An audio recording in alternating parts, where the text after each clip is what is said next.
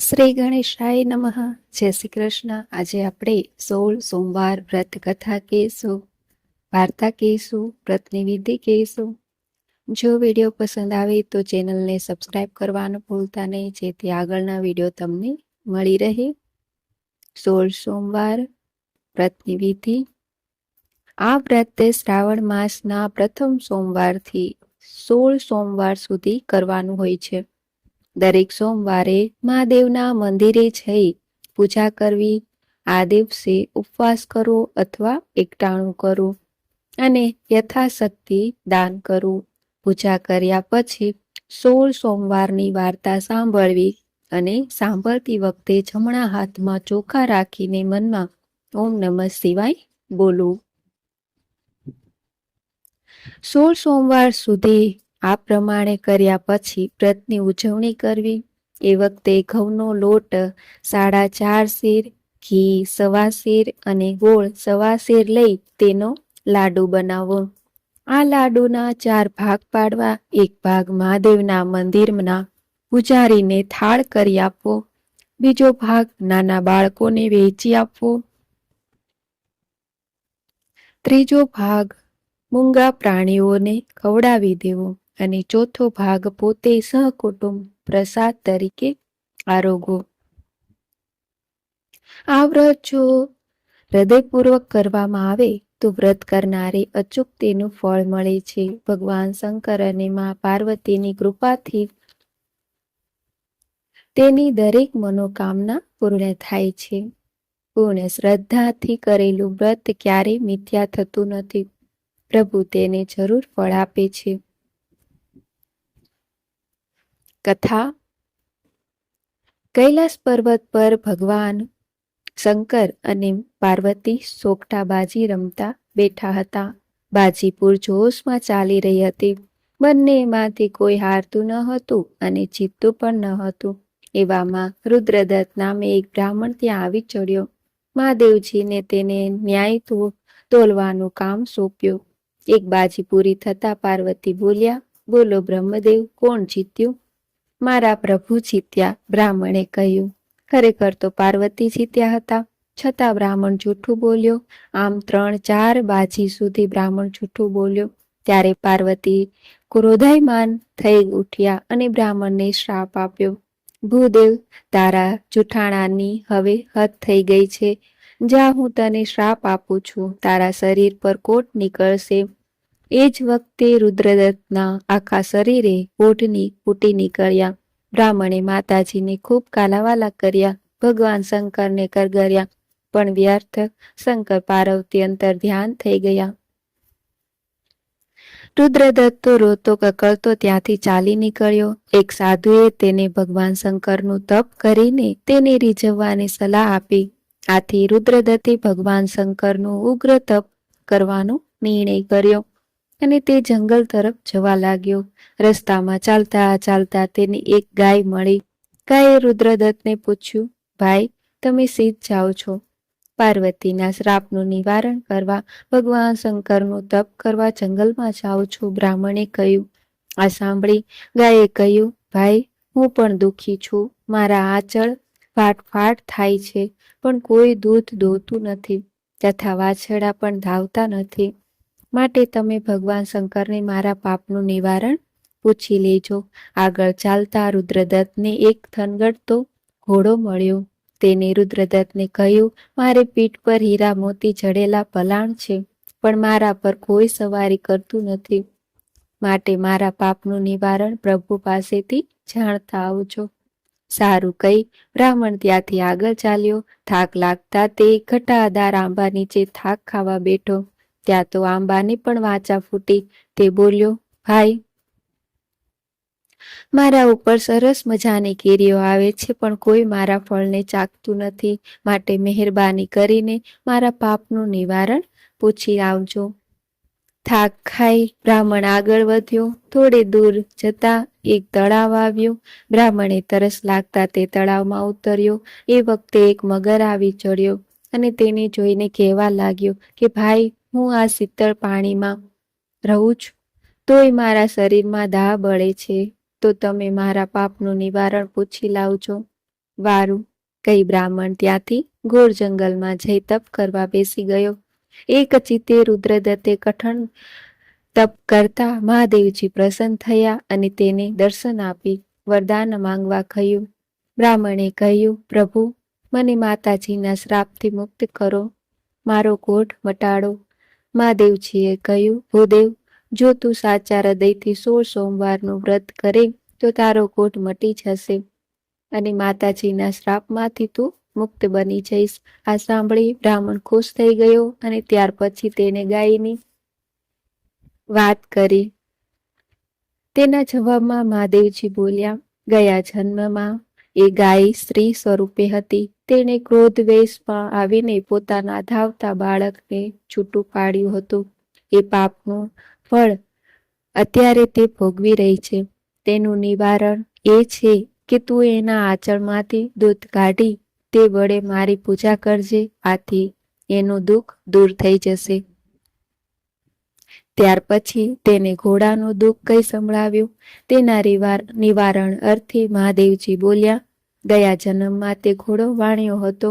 તે તોલ માપના ખોટા ખાટલા રાખી લોકોને છેતરતો હતો અને લોકોને ઉછીના પૈસા આપી વ્યાજ સાથે બમણા વસૂલ કરતો હતો. માટે તું જાતે જઈને તેના પર સવારી કરજે. આથી એનું દુઃખ દૂર થઈ જશે. રુદ્રદત્તે આંબાના પાપનું નિવારણ પૂછતા મહાદેવજીએ કહ્યું, ગયા જન્મમાં એ લોભ્યો હતો. પુષ્કળ પૈસા હોવા છતાં કશું પુણ્ય દાન કરતો ન હતો. તેના નિવારણ રૂપે આંબા નીચે જે ધન ભરેલા ચરુઓ દાટેલા છે તે તું ખોદીને કાઢી લેજે. એ સંગળું ધન સત્કાર્યમાં વાપરજે. આથી એનું સંગળું કષ્ટ દૂર થશે. છેવટે રુદ્રદત્તે મગરના પાપનું નિવારણ પૂછતા મહાદેવજીએ હસીને કહ્યું, પૂર્વજન્મમાં એ મોટો વિદ્વાન બ્રાહ્મણ હતો. કાશીમાં જઈને ખૂબ વિદ્યા ભણીને તે મોટો પંડિત બની ગયો હતો, પરંતુ તે કોઈને વિદ્યા શીખવાડતો ન હતો. વિદ્યા જેવું એકેય દાન નથી, છતાં એ કૃપણ બ્રાહ્મણને કોઈને વિદ્યા શીખવી ન હતી. આથી તે આ ભવે મગરના અવતારે કષ્ટ સહન કરી રહ્યો છે.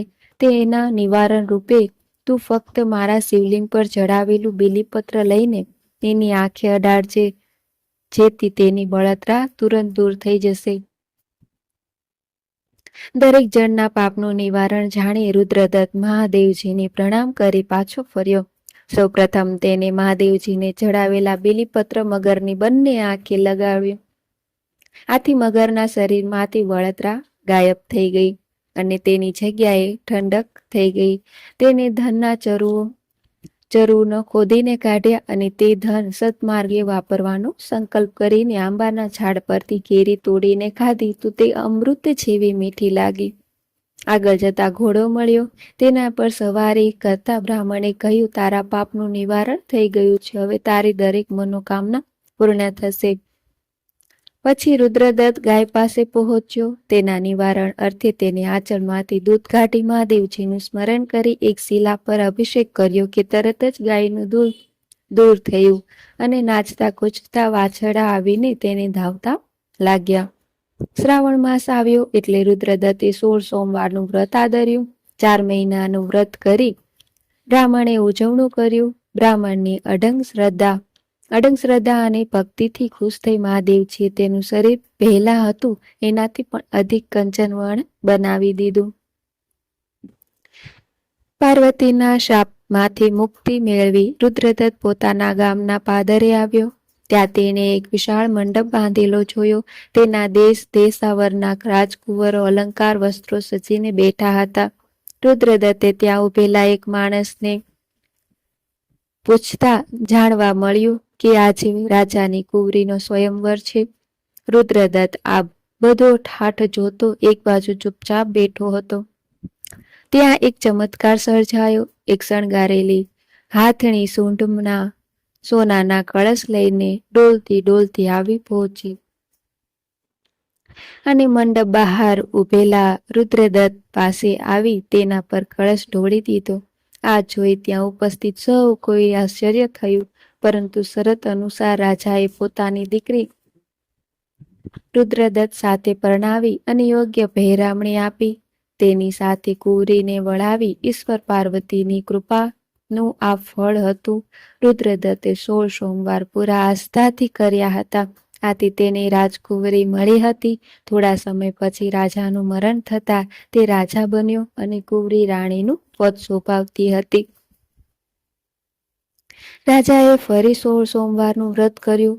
16 સોમવાર પૂરા થઈ રાજા રુદ્રદત્તે રાણીને વ્રત ઉજવવાનું કહ્યું. વ્રત સી રીતે ઉજવવું તેની માહિતી રાણીને આપી. મારે ભગવાન શંકરનું વ્રત છે, માટે 4.5 શેર ઘઉંનો લોટ, 1.25 શેર ઘી અને 1.25 શેર ગોળ લઈને લાડુ કરજે. લાડુના 4 ભાગ કરવા, 1 ભાગ મંદિરના પૂજારીને, 1 ભાગ રમતા બાળકને, 1 ભાગ ગાયના ગોવાળને અને 1 ભાગ મારા માટે રાખજે. રાણીએ તો લાડુ ઉપરાંત જાત જાતના અને ભાત ભાતના શાક અને પકવાન બનાવ્યા અને પીરસ્યા. આથી રાજા ગુસ્સે થયો, કારણ વ્રતની ઉજવણીમાં પ્રસાદ તરીકે લાડુ સિવાય બીજું કંઈ ન ખવાય. આખરે રાજાએ મહાદેવની ક્ષમા માંગી. ચોથા ભાગનો લાડુ પ્રસાદ તરીકે આરોગી વ્રત ઉજવ્યું. પરંતુ મહાદેવ કોપાયમાન થઈ ગયા અને રાજાને સ્વપ્નમાં આવી કહ્યું, હે રાજન, તારી રાણીએ તારા વ્રતને ભાંગવાની કોશિશ કરી છે, માટે તેને દેશવટાની શિક્ષા કર, જેથી તેનું અપમાન ઉતરે. રાજાએ રાણીને પહેરે લુગડે દેશવટો દઈ દીધો. રાણી બિચારી કેટલું કરગરી, પણ રાજા એકનો બે ન થયું. છેવટે રાણી રડતી કકળતી એક ગામમાં આવી પહોંચી. ત્યાં એક ઝૂંપડીમાં ડોશીમાં રેટીઓ કાઢતા બેઠા હતા. રાણીએ તેમની પાસે પીવાનું પાણી માંગ્યું. ડોશીને દયા આવી અને તેમને પાણી આપ્યું તથા રહેવા માટે આશરો આપ્યો. પરંતુ 2 દિવસમાં તો ડોશીથી સૂતર ઓછું કતાવા લાગ્યું. તેના તાર તૂટી જવા લાગ્યા. આથી ડોશીએ રાણીને અપશુકન્યા માનીને કાઢી મૂકી. રાણી કરમનો વાંક કાઢતી આગળ વધી. એક ઘાંચણે તેને આશરો આપ્યો, તો ત્યાં પણ તેના પગલાથી ઘાણીના તેલ ઓછું નીકળવા લાગ્યું. આથી ઘાંચણે પણ તેને કાઢી મૂકી. આગળ જતા એક માલણે તેને આશરો આપ્યો, પણ તેના પગલા પડતા જ બગીચામાં બધા ફૂલ કરમાઈ ગયા. આથી માલણે પણ તેને છાકારો આપ્યો. રાણી હવે ખૂબ થાકી ગઈ હતી. તેને તરસ લાગતા એક કૂવા આગળ આવી. ત્યાં ઊભેલી એક પનિહારી પાસે પીવા માટે પાણી માંગ્યું. પેલી પનિહારી તેને પાણી પાવા ગઈ ત્યાં તેનો ઘડો ફૂટી ગયો. આથી એણે છણકો કરીને પાણી પાયા વગર કાઢી મૂકી. આમ રાણી વખાણી મારી આમ તેમ ભટકતી એક સાધુ મહારાજની ઝૂંપડીએ આવી પહોંચી. સાધુએ તેને આવકાર આપ્યો અને જમવા બેસાડી, પણ ભોજનમાં જીવડા ઉભરાવા લાગ્યા. સાધુએ તેની બધી વાત જાણી. તેનું સંઘળું દુઃખ પામી તેને રાણીને આશ્વાસન આપતા કહ્યું, બેટી, કોઈના વ્રતમાં ભંગ પડીને તો ભગવાન રૂઠે, એટલે આવું ન કરવું જોઈએ. હવે તું મહાદેવજીનું 16 સોમવારનું વ્રત કર, એટલે તારું દુઃખ દૂર થશે. આમ કહી તેમણે વ્રતની વિધિ જણાવી. શ્રાવણ માસ આવતા રાણીએ વ્રત શરૂ કર્યું. 16 સોમવાર પૂરા થતા રાણીએ ઉજવણું કર્યું. મહાદેવજી રાણી પર ખૂબ પ્રસન્ન થયા અને રાજાને સ્વપ્નમાં દર્શન આપી કહ્યું, હે રાજા, તારી રાણીએ મારા 16 સોમવારનું વ્રત પૂરું કર્યું છે, માટે હું એના પર ખૂબ પ્રસન્ન થયો છું. હવે તું તેને મહેલમાં તેડી લાવ. રાજા બીજા દિવસે સાધુની ઝૂંપડીએ આવી પહોંચ્યો. રાજાને જોઈ રાણી ખૂબ ખુશ થઈ ગઈ, રાજી થઈ ગઈ. તેને સાધુ મહારાજને કહ્યું, મહારાજ, મારા પતિદેવ મને તેડવા આવ્યા છે, માટે મને જવાની રજા આપો. સાધુ મહારાજે તેને રજા આપતા કહ્યું, બેટી, હું તને આ મંત્રેલા જળની ઝારી આપું છું. એ જળ વડે તું ગમે તેની દુઃખ દૂર કરી શકીશ. સાધુની રજા લઈ રાજા રાણી ત્યાંથી ચાલી નીકળ્યા. રસ્તામાં પનિહારી મળી. રાણીએ ફૂટેલા ઘડા પર મંત્રેલું જળ છાંટ્યું તો તે આખો ઘડો બની ગયો. રાણીએ મહાદેવજીના પ્રતાપની વાત કરી એટલે પનિહારી પણ 16 સોમવારનું વ્રત કરવા તૈયાર થઈ. આગળ જતા ખાચરનું ઘર આવ્યું. તેની ઘાણીમાંથી તેલ નીકળતું ન હતું. રાણીએ મંત્રેલા જળની ઘાણી પર છાંટ્યું એટલે ખાણી ઘમઘમાટ ચાલવા માંડી. રાણીએ મહાદેવજીના વ્રતની વાત કરી. આથી ઘાચંપ વ્રત કરવા તૈયાર થઈ. એ જ રીતે માલણના બગીચામાં આવી. રાણીએ જળ છાંટ્યો ત્યાં તો કરમાયેલા ફૂલ પાછા ખીલી ઉઠ્યા. તેને પણ વ્રતની વિધિ કહી રાજા રાણી આગળ વધ્યા. રેટીઓ કાતતી ડોસીની ઝૂંપડીએ રાજા રાણી આવી પહોંચ્યા. ડોસી રેટીઓ કાતે પણ વારે ઘડીએ તાર તૂટી જાય. રાણીએ મંત્રેલા જળનો રેટિયા પર છંટકાવ કર્યો. ડોસીનો રેટિયો છળછડાટ ચાલવા લાગ્યો. અંદરથી લાંબા લાંબા તાર નીકળવા લાગ્યા. આથી ડોસીએ ખૂબ ખુશ થઈ રાણીને આશીર્વાદ આપ્યા. આમ રાજા રાણી સર્વનું દુઃખ હસતા પોતાના મહેલમાં આવી પહોંચ્યા. રાણીને આખા ગામને જમાડવાની ઈચ્છા થઈ. રાજાએ ખુશ થઈને તેની વાતને વધાવી લીધી. ગામમાં ઢંઢેરો પીટાવી સાંજે પોતાને ત્યાં જમવા માટે નગરજનોને નોતરા આપી દીધા. મહેલની સામે વિશાળ મંડપ ઊભો કરવામાં આવ્યો હતો. ત્યાં સૌ કોઈ જમવા બેસી ગયા.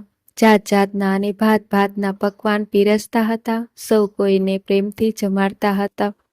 સૌ જમી રહ્યા પછી રાજા અને રાણીને જમવા કહ્યું તો તે બોલી, મારે મહાદેવજીની વાર્તા કોઈ ભૂખ્યા માણસને સંભળાવવાની છે, પછી જ જમવાનું છે. માટે હજુ કોઈ ગામમાં ભૂખ્યું રહી ગયું હોય તો તેને બોલાવો. તપાસ કરતા એક સુથારના ઘરમાં સાસુ વહુ વચ્ચે ઝઘડો થવાથી સાસુ ભૂખી રહી ગઈ હતી.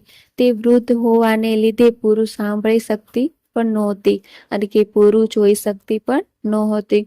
રાજાના માણસો આવીને ડોસીને માનભેરે પાલખીમાં બેસાડીને મહેલમાં લઈ ગયા. ત્યાં રાણીએ તેમને પાટલે બેસાડ્યા અને કહ્યું, માજી, હું તમને મહાદેવજીની વાર્તા સંભળાવું છું, તો વચ્ચે તમે ઓમ નમઃ શિવાય, ઓમ નમઃ શિવાય એમ બોલતા રહેજો. એ સારું, ડોસીએ કહ્યું. રાણીએ વાત કહેવા માંડી.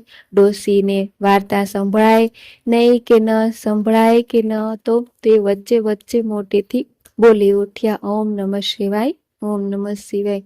આમ વારંવાર પરમ કૃપાળુ પરમાત્માનું નામ લેવાથી ડોસી સાંભળતા અને દેખતા પણ થઈ ગયા. તેઓ બોલ્યા, વહુ બેટા, જુઓ તો ખરા, હું તમને સ્પષ્ટ જોઈ શકું છું અને બધું સાંભળી શકું છું. આ બધું શી રીતે બન્યું? રાણીએ કહ્યું, માજી, આ રૂડો પ્રતાપ મહાદેવજીના વ્રતનો છે. તમે મહાદેવજીના વ્રતની વાર્તા ભક્તિપૂર્વક સાંભળી તેનું તમને ફળ મળ્યું છે.